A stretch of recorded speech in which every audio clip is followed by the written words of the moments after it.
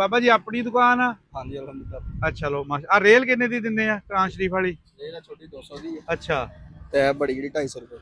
ਤੇ ਆ ਜਿਹੜੀ ਟਰੈਕਟਰ ਟਰਾਲੀ ਆ? ਇਹ 450 ਦਾ ਭਾਈ ਹੈ, 350 ਦਾ। 350 ਦਾ।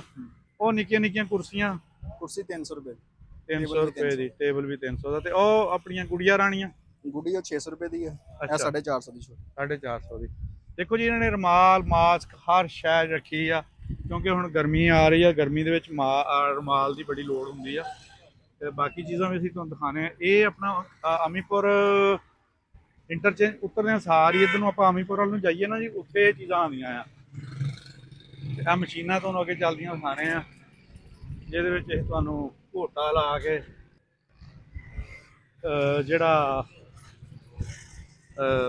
ਸਰਦਾਈ ਪੜਾਉਂਦੇ ਆ। ਆ ਦੇਖੋ ਜਗ੍ਹਾ ਕਿੱਡੀ ਪਿਆਰੀ, ਮਤਲਬ ਇਹਨਾਂ ਨੇ ਪਾਣੀ ਛਿੜਕ ਛਿੜਕ ਕੇਰੀ ਪਾ ਪਾ ਕੇ ਇਦਾਂ ਸਫਾਈ ਸੁਥਰਾਈ ਦੇ ਲਿਹਾਜ਼ ਨਾਲ ਇੰਨਾ ਲੋਕ ਅੱਗੇ ਆ ਕਿ ਜਿੱਥੇ ਜਾਂਦੇ ਆਪਣਾ ਨਾ ਪੂਰਾ ਮਾਹੌਲ ਬਣਾ ਦਿੰਦੇ। ਆਹ ਦੇਖੋ ਆਹ ਮਸ਼ੀਨਾਂ ਚੱਲਣ ਰਹੀਆਂ ਆ, ਬੜੀਆਂ ਵੱਡੀਆਂ ਵੱਡੀਆਂ ਮਸ਼ੀਨਾਂ, ਇਹਦੇ 'ਚ ਘੋਟਾ ਲੱਗਣ ਡਿਆ ਆ।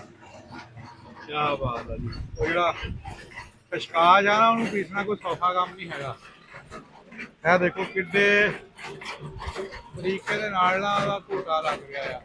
ਅੱਗੇ ਕੁੰਡੀਆਂ 'ਚ ਘੋਟਦੇ ਹੁੰਦੇ ਸੀ, ਪਰ ਉਹ ਟਾਈਮ ਬਹੁਤ ਲੱਗਦਾ ਹੁੰਦਾ ਸੀ ਕੁੰਡੀ ਵਿੱਚ ਨਾ, ਕੰਮ ਐਡਾ ਚੱਜ ਨਾਲ ਨਹੀਂ ਹੁੰਦਾ ਸੀਗਾ। ਪਰ ਆਹ ਹੁਣ ਵਕਤ ਦੇ ਨਾਲ ਨਾਲ ਹਰ ਸ਼ੈ ਬਦਲ ਗਈ ਆ। ਮਸ਼ੀਨ ਵਿਹਲੀ ਹਲੇ ਪਈ ਆ। ਆਹ ਜਵਾਨ ਪੂਰਾ ਜਿਹੜਾ ਗਰਮੀ ਦਾ ਤੋੜ ਕਰਨ ਡਏ ਆ। ਸਿਹਤਾਂ ਵੀ ਤੁਹਾਡੀਆਂ ਤਾਂ ਹੀ ਬਣਨੀਆਂ। ਜੌਹਰੀ ਕਿੱਦਾਂ, ਕਿਵੇਂ ਜਵਾਨੋ, ਠੀਕ ਹੋ? ਦੇਖ ਲਓ ਜੀ ਕਿੱਡਾ ਪਿਆਰਾ ਸਿਸਟਮ ਆ। ਡੇਰਾ ਗਾਜ਼ੀ ਖਾਨ ਦਾ ਮਸ਼ਹੂਰ ਸਰਦਾਈ ਜਿਹੜੀ ਆ। ਕਿੰਨੇ ਹੈ? ਅਲੀ ਅਮੀਨ ਗੰਡਮ ਜ਼ਿੰਦਾਬਾਦ। ਹਾਂ ਕਿਆ ਬਾਤ ਆ। ਅੱਛਾ ਇਹ ਗੱਲ ਸੁਣ, ਕਿੰਨੇ ਦਾ ਦਿੰਨੇ ਗਲਾਸ? 100 ਰੁਪਏ ਦਾ। ਆ ਜੋ ਚੀਜ਼ਾਂ ਲਿਖੀਆਂ ਸਾਰੀਆਂ ਪਾਣੇ ਵੀ ਆ, ਸਾਰਾ ਕੁਝ ਪਾਣੇ ਆ। ਕਿਆ ਬਾਤ ਆ ਯਾਰ।